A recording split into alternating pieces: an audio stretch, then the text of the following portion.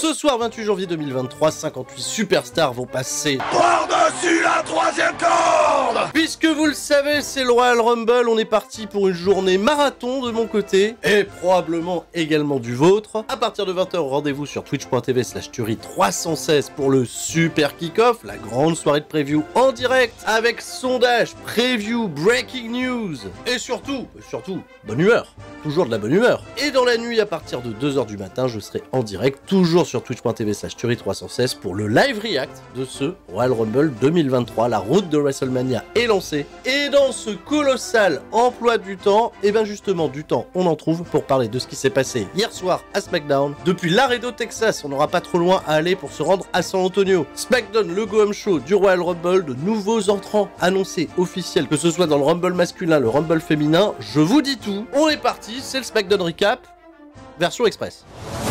Un épisode qui va s'ouvrir avec un clip, on nous remonte ce qui s'est passé lors du procès de Sami Zayn qui a été acquitté, pour le moment, par Roman Reigns, suite à l'incroyable défense de Jey Uso qui a sauvé notre Uso préféré, répondant aux attaques fallacieuses de monsieur Paul Heyman qui ne sera pas présent ce soir, c'est dommage, mais tout de suite, on retrouve les Usos qui font leur arrivée à l'arène, ils accompagnent Solo Sikoa qui, je le rappelle, aura un combat ce soir dans le Main Event. Contre nul autre que Kevin Owens, le challenger au championnat indisputé universel de Roman Reigns, et Jey Uso discrètement, ça a été filmé, donc ça passe à la télé, a été accosté par Sami Zayn qui arrive comme ça avec une capuche qui fait « Hey Jey, ouais je sais, je suis pas censé être là, mais surtout mec, je voulais te remercier 1 million de fois pour ce que t'as fait pour moi lundi dernier à Monday Night Raw. T'es un vrai, t'es un frère, t'es un ous, et si t'as besoin de moi pour quoi que ce soit, je suis là, je te rends l'appareil. Jey Uso, il est discret, bon ça va, Roman Reigns n'est pas là ce soir, il était chez Jimmy Fallon pour faire la promotion du Royal Rumble. Et ouais, Jimmy Fallon. La question de The Rock a été abordée. Ils sont revenus sur les déclarations, alors il paraît qu'il va pas être en shape, alors c'est un peu bizarre, The Rock pas in shape, hein. Jimmy Fallon il est pas con, le mec il est tout le temps en train de lever de la fonte. Et Roman Reigns, sans donner trop d'indices, il a rappelé que la préparation physique pour être catcheur professionnel, c'était pas seulement que de s'entretenir physiquement et d'être au top de sa forme, surveiller sa diète, ce genre de choses là, c'était aussi capable de s'entraîner, de prendre des chutes. L'entraînement de catcheur, c'est un entraînement d'athlète de haut niveau. Et ça évidemment, est-ce que The Rock est en capacité d'apparaître ce soir au Royal Rumble, de faire la route de WrestleMania? On a botté en touche, on est resté quand même un petit peu flou quant à l'hypothèse d'un dream match entre The Rock et Roman Reigns, mais voilà, c'était juste pour vous dire, Roman Reigns pas présent ce soir, bonne promotion, beaucoup de pubs, et Jey Uso, t'inquiète, il a le numéro de Sami Zayn et il l'appellera un petit peu plus tard ce soir. Premier combat de la soirée qui nous avait été annoncé la semaine dernière, c'est Rey Mysterio qui fait face à Karrion Kross, une rivalité qui dure depuis de nombreuses semaines, et un combat de 7 minutes qui a pas reflété toute l'agressivité de Karrion Kross, toute l'ampleur de cette rivalité. Ouais, j'ai trouvé Karrion Kross un peu pâteau et un peu méchant nigo. Il s'est laissé avoir par toutes les accélérations de Rey Mysterio qui a même remporté le match. Attention, on protège un minimum. Après le combo 619 et le splash de la troisième corde, Karrion Kross va se dégager, mais il va succomber un petit peu plus tard dans une combinaison qui terminera sur un crucifix pin. Et oui, Karrion Kross, bienvenue à la WWE et surtout bienvenue dans la...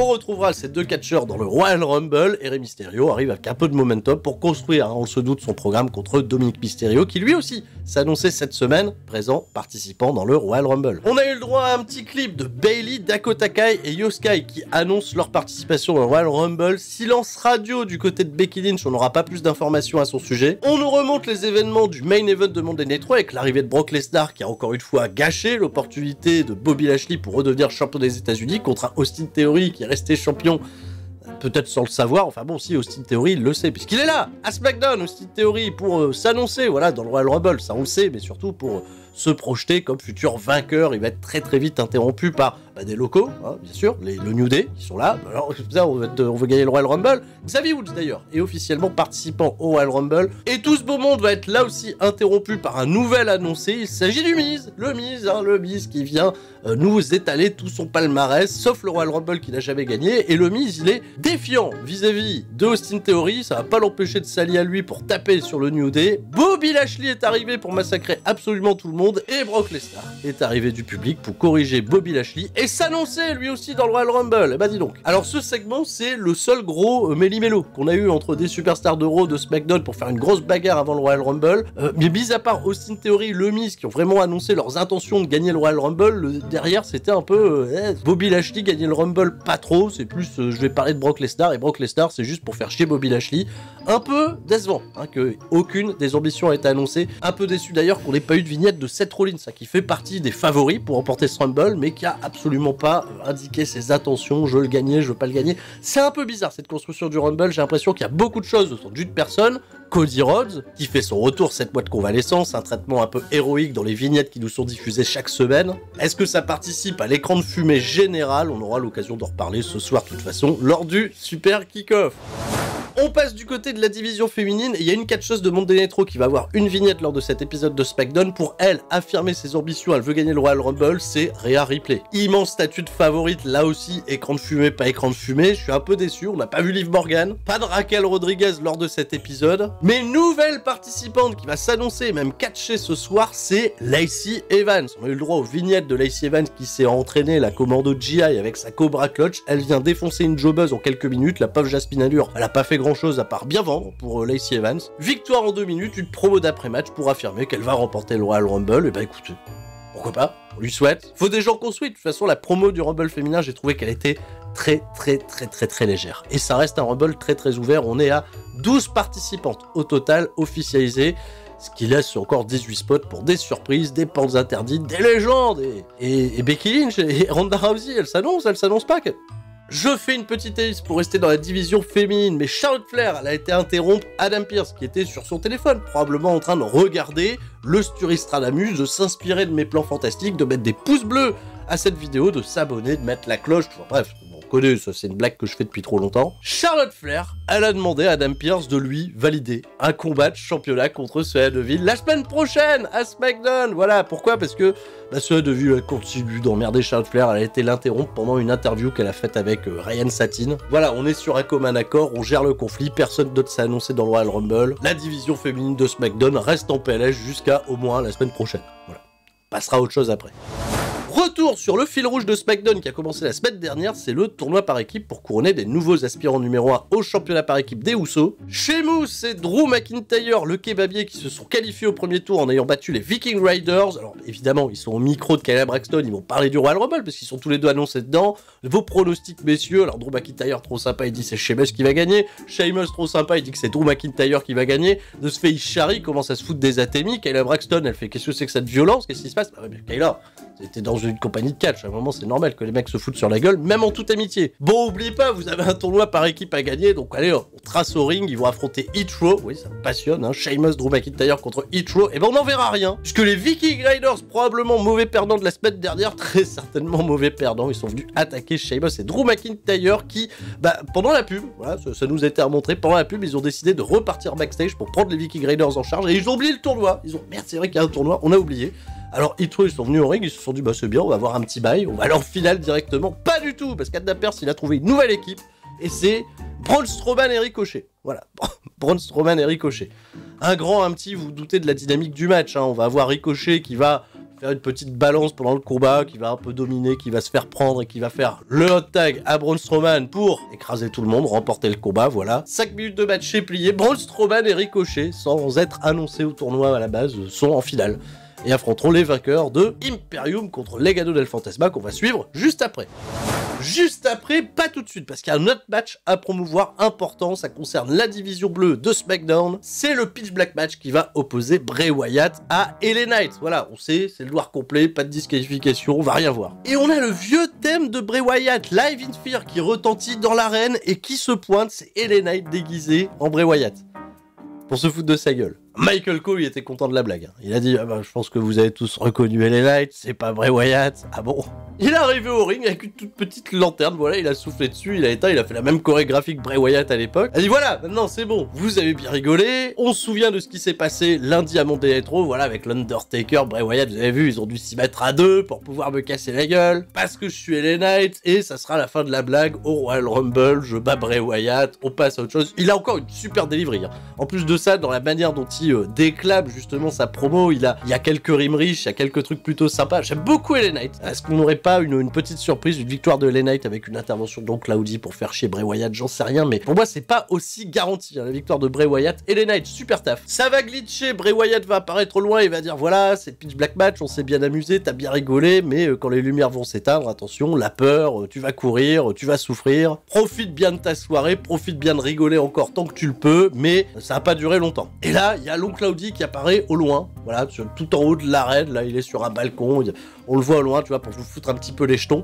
et le segment s'arrête là. Donc attention, mystère, suspense, bonne promo, bonne dernière promo pour terminer le programme. Mais les craintes restent là, hein, pour le combat ce soir au Royal Rumble, le combat dans le noir complet. Attention, WWE, je sais pas quoi ils jouent. J'espère qu'ils ont une idée précise de ce qu'ils veulent faire, et je sais pas du tout comment ça va rendre. Là, la production visuelle va être importante. Seconde demi-finale, Legado del Fantasma contre Imperium. J'avais un peu peur du clash heel contre heel, et pourtant, le public s'est totalement excité pendant ce combat. Pourquoi? Parce que Legado del Fantasma, Raúl Rodriguez, qui est désormais Cruz del Toro, et Joaquin Wilde, eh ben ils ont fait le spectacle. Énorme spectacle. Alors attention, en face, c'est pas des peintres. Giovanni Vinci, Ludwig Kaiser, moi ça me régale. Alors Ludwig Kaiser, il est très télégénique. On leur a d'ailleurs donné du temps, plus de 12 minutes de combat. Alors je sais, il y a aucun de ces 4 catcheurs qui est annoncé dans le Royal Rumble, donc on n'est pas là pour teaser le Royal Rumble, on était juste là pour voir un bon match de catch par équipe qui va être remporté par Imperium. J'ai un peu peur quand même. Giovanni Vinci qui a fait une manœuvre totalement folle à la fin du combat, il a porté à bout de bras Raúl Rodriguez avant de l'éclater au sol, et il s'est un peu éclaté le genou, donc il s'est beaucoup tenu le genou en fin de combat, ça l'a pas empêché de porter son finish, powerbomb assisté, voilà, de célébrer avec Ludwig Kaiser. Imperium qui part en finale contre Braun Strowman et Ricochet, ça sera la semaine prochaine. Alors je m'étais un petit peu étonné qu'on nous ait pas diffusé un certain clip, un clip un petit peu emblématique de ces Royal Rumble, à savoir le fameux clip des statistiques, voilà, avec qui est le catcheur qui a le record d'élimination, qui est le catcheur qui a la plus longue longévité. Bah ça y est, enfin on l'a eu, et ça c'est le genre de clip qui me met dans le bain.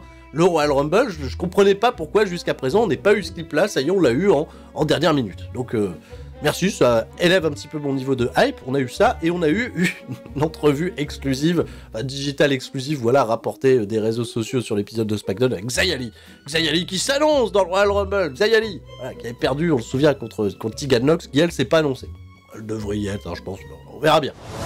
Le main event, Solo Sikoa contre Kevin Owens. Alors, je vais vous dire un truc, je vais être très honnête avec vous, Solo Sikoa, j'avais pas été très emballé par son run du côté de NXT. Voilà, j'aimais bien, sans plus, c'était pas mal. Mais depuis qu'ils l'ont amené au sein de la Bloodline, qu'ils lui ont fait camper cette espèce de rôle d'enforcer, je trouve qu'il a véritablement été totalement sublimé. Il est fait pour le main roster. Et ce soir, il se confronte à Kevin Owens, voilà, qui va distribuer de son expérience pour nous faire un combat plutôt très excitant, plutôt très engagé physiquement, avec une affiche où tout le monde a été très protégé ces dernières semaines, puisque Solo Sikoa, il a toujours pas de défaite. Kevin Owens, bah évidemment, on le fait grimper en tant que challenger pour affronter Roman Reigns, on va pas lui faire perdre des matchs. Donc ça fait monter petit à petit le climax, et de ce fait, on a un bon gros main event très solide, je trouve, avant d'arriver, tu vois, à l'étape finale, le Royal Rumble, le combat Kevin Owens contre Roman Reigns. Alors un peu avant le combat, les Usos, Kevin Owens, ils ont failli se foutre sur la gueule backstage, il y a toute la sécurité qui est arrivée et qui a demandé aux Usos de se barrer. Voilà, les Usos, ils ont été exclus de l'arène, de ce fait, Jey Uso, il a passé un petit coup de fil, on se doute à Sami Zayn pour lui dire soit dans les parages, au cas où, si pour Solo Sikoa, ça se passe mal ce soir. Ok. À la fin du combat, Kevin Owens, il était peut-être sur le point de remporter la victoire après sa Swanton Bomb, où il a pas gagné énormément de matchs avec la Swanton Bomb, mais bref, c'est le moment qu'a choisi Sami Zayn pour sortir de sous le ring et tirer le pied de Solo Sikoa pour le pousser à l'extérieur du ring.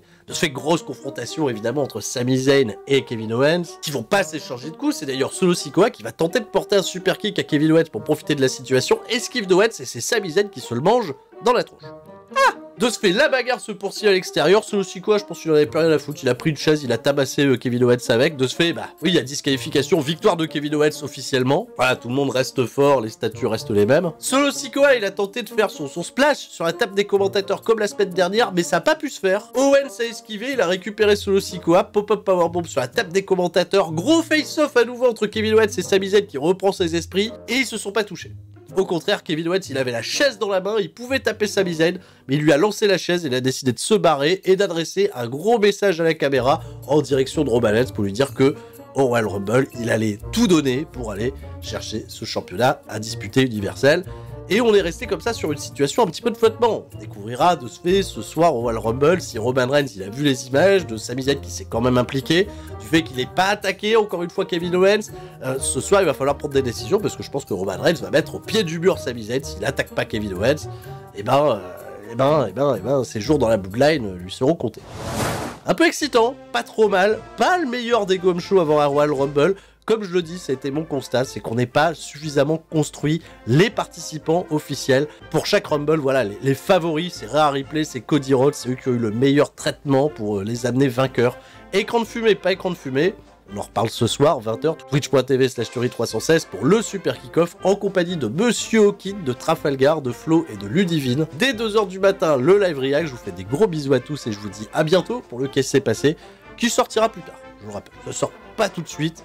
Laissez-moi le temps, on prépare ça bien, on fait une belle vidéo, et on se revoit bientôt. C'était Sturi, et tout le monde, reste fort. Ciao, bye bye.